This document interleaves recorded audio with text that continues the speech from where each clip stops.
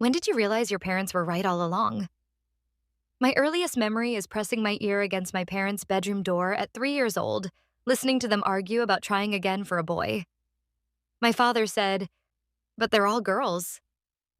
Even then, I understood I wasn't what he wanted to be proud of. 20 years later, I stood in my backyard at my gender reveal, holding a balloon filled with blue confetti. My husband squeezed my hand.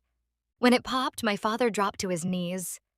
My mother sobbed, clutching my face and whispering, "Finally."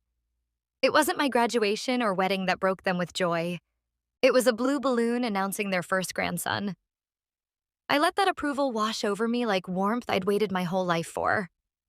My husband wanted a big family. I wanted more of that approval. 14 years later, I had 6 sons and finally understood what my parents meant when they said boys were easier. They just forgot one thing: easier for everyone except the mother. My boys were chaos. A 12-year-old threw a chair through the sliding glass door because I interrupted his game. An 8-year-old cursed at his teacher, and I begged the school not to suspend him. A 10-year-old tossed couch cushions into the pool to see if they could float. My husband worked 60 hours a week, came home exhausted, told them to listen to me, and disappeared into his office.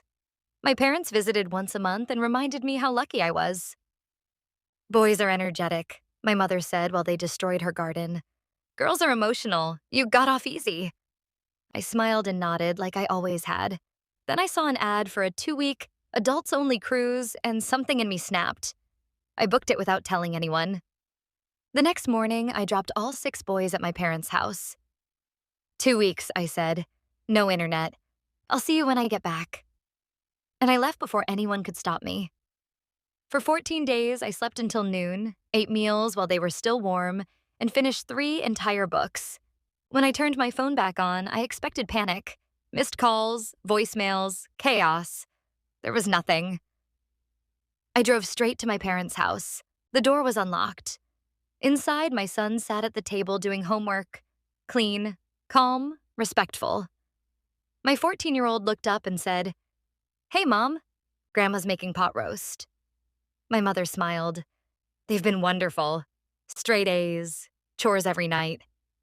My father bragged about fishing trips and earned screen time. I'd said those same rules for 14 years. I whispered, "You threw a chair at me for asking you to make your bed." The room went quiet. My mother waved it off. "Maybe motherhood just isn't your strength. I told you boys were easy." That was the moment I understood. I wasn't failing. I was parenting alone.